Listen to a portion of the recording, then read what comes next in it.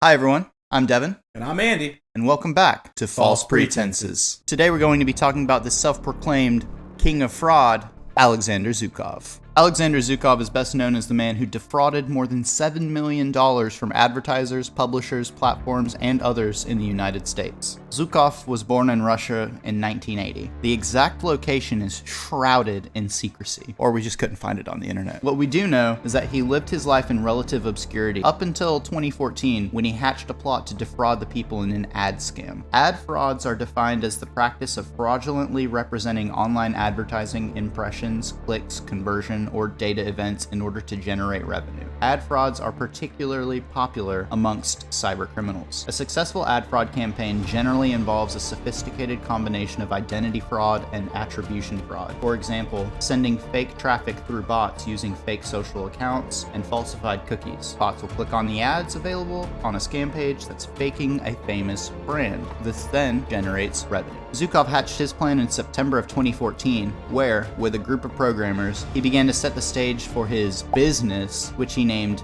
Media Methane. Media Methane eventually became known as MethBot, no relation to the drug. Zhukov advertised his company as an advertising network where they would place client ads, usually video ads, on other websites. Media Methane acted as a partner for other advertising networks to place ads on websites on their behalf. However, this is not really what was happening below the surface.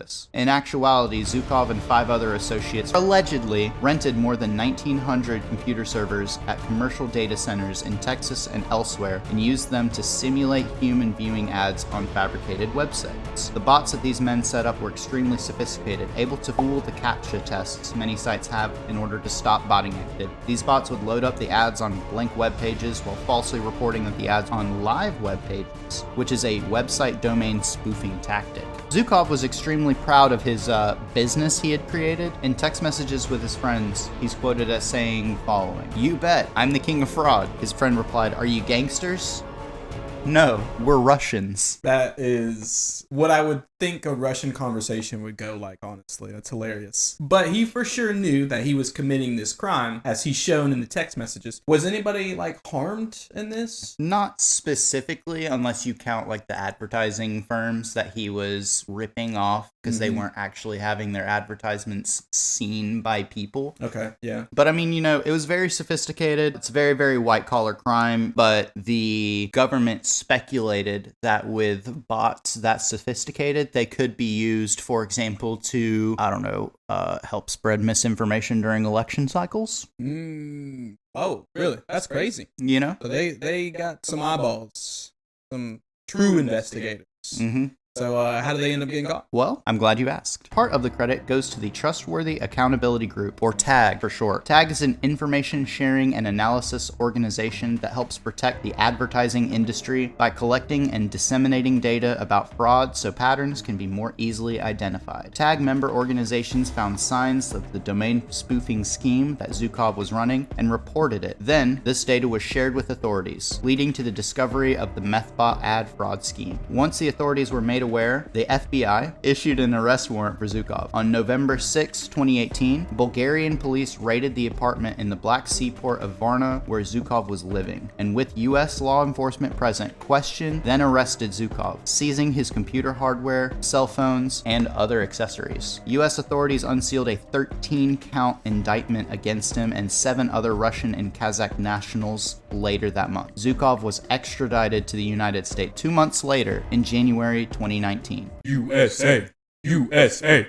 USA! He may have thought that he was safe perpetrating this scam halfway across the world, but authorities went out and snatched his ass. Well, I'll tell you one thing, man. It's a good thing FBI was in charge, not the SEC, because nothing probably would have happened. They would have fumbled the bag.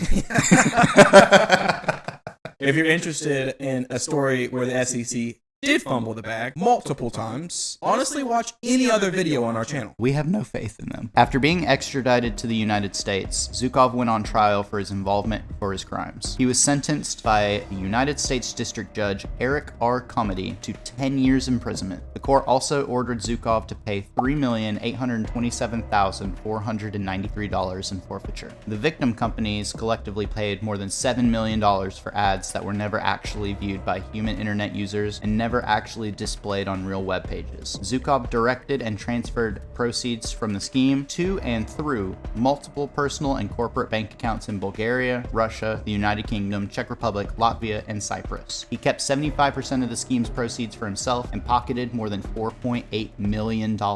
Okay, so let's get this right. He pocketed 4.8. Yep. He was ordered to pay 3.8. Yep. So he's still a millionaire. Yep. That kind of makes me feel a certain type of way. Some type of way indeed, right? Being able to do that and still have $1 million afterwards kind of makes me question my 9 to 5. But anyway, what do you guys think? How does this story make you feel? The fact that somebody can lie and be deceitful and still make it out ahead. Let us know down in the comments. Thanks everyone for watching this video. We really appreciate all of your continued support. If you did enjoy the video, smack that like button and think about subscribing if you're interested in more fraud style documentaries like this video. And hit that bell icon so that you're notified every single time we upload a new video. Ding! That's us at False Pretenses. Okay, so how do we make these captcha box? How can we make $1 million?